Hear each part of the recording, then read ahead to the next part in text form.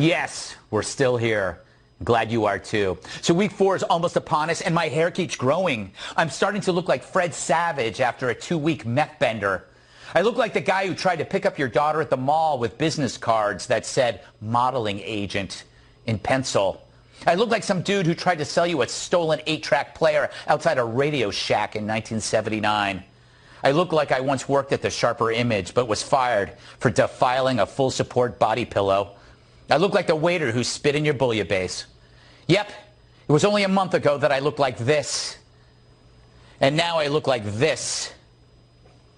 If that's me now, what will I look like in another month? But yet, we're handling it, America. We're calm, cool, contained, and unified. We are that way because we have learned to ignore the media. After all, do you remember what they obsessed over before the pandemic? They all know that, in all likelihood, their behavior in this impeachment of President Donald Trump is going to end up in the first paragraph of their obituary someday. Truth was in short supply at the impeachment trial yesterday. In its place was a surreal parade of denial, lies, and gaslighting. He had a confederacy of dunces defending him in impeachment. Oh, so save us the lectures today, you bozos. Because while the virus brewed, they stewed over a losing battle that meant nothing. But that's the media. They can only juggle one ball at a time. They don't have blood on their hands, but they also don't have brains in their heads. But do you remember their other go-to conflict stories well before the pandemic? Always depicting America on the brink of civil war, men versus women, black versus white, gay versus straight. Where did those stories go? Could it be they really weren't real at all, just media concoctions meant to imagine a false disunion? It was a good business plan selling conflict, but our steadfast unity obliterates that. For now. I'm sure at the moment the New York Times is doing a story with these headlines. The secret homophobia of the pandemic. Social distancing an excuse to marginalize minorities even more. Toilet paper. Why does it have to be white?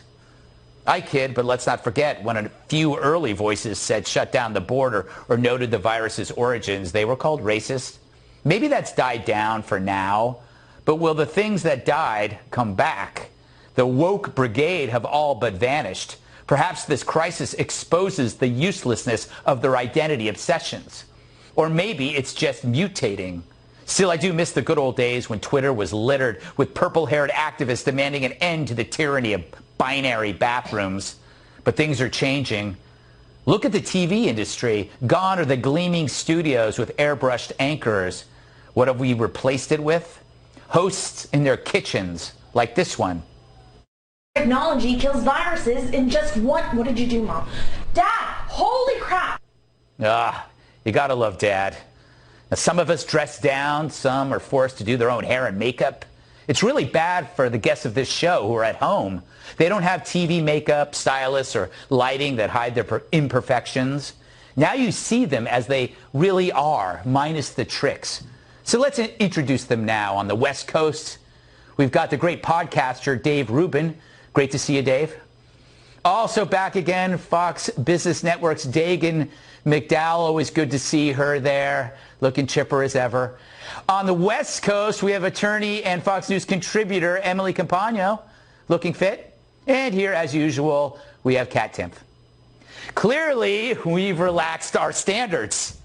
It's true, even clothing giants like Walmart and Old Navy are selling tons of shirts, but not pants, meaning everyone is Donald Ducking it, which makes sense, at least for anchors. I mean, why wear pants when you're always talking out of your ass? For example, what did the media do when faced with a man doing good deeds, i.e. the MyPillow guy, whose company now churns out 50,000 face masks a day? What do you think? It seems crazy to me that everyone's still taking them when you got the MyPillow guy getting up there talking about reading the Bible. Then up came the guy from MyPillow who gave an update on his business, in part an ad for MyPillow. The president could come out, say a few words in terms of what his administration is doing, not have these, PR stunts like Mr. Pillow coming out and giving a plug for his company. Mr. Pillow. Yes, they are so superior. Funny how these clods see an authentic American success story as a joke.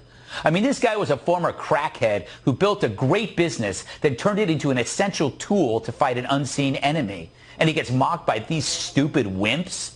Mike Lindell thrived after crack. These wimps can't even handle cracks from Trump. The media mocking Lindell are like drunk hecklers jeering a pro ball player whose sock drawer is bigger than their houses. In sum, the media sucks. They pretend they always knew more about the pandemic. Not true. They called Trump racist when he shut down travel. Not true. They defend China's phony stats. A few shouted, hey, we're #1, when America's cases of illness allegedly surpassed that country. Yeah, we were #1, but each day the media looks more like #2. But as these dopes obsessed over impeachment, I was lucky. I hated the hearings, which meant I had more time to look at other stuff. This was me while others were still breathing hard over impeachment.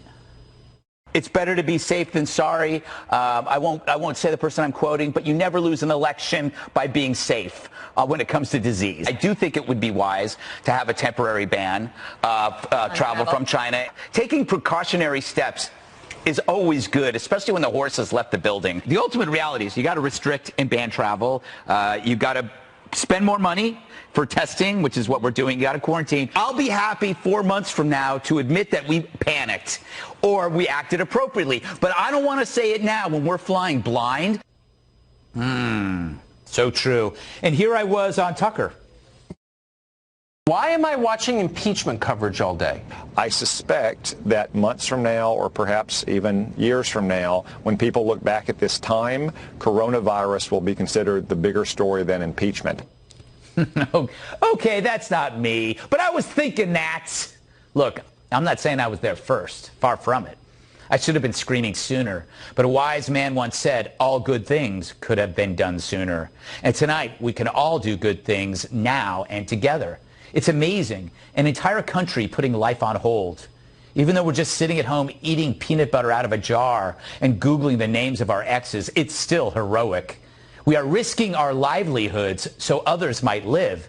And we aren't running away from the tough questions. Unlike the media who focus on what's racist today, we openly discuss how to balance the health of others with a precarious economy, knowing the media will call that insensitive, even as they think the same thing. So you and I, we aren't taking advantage of the calamity. This isn't survival of the fittest. It's the opposite. A countrywide pact to protect our most vulnerable citizens. We're not letting the chips fall where they may. We're trying to catch every chip. And we understand the need for optimism. Our economy is based on it. High expectations attract investments that fulfill those expectations. As long as we stay positive about this amazing economy, it can withstand anything. Because the economy is us. It's our energy, our minds. We aren't what the media paints us to be. In crisis, we don't return to our tribes. Instead, we become one. We don't need tribes. We don't even need pants. We got each other. Let's do this.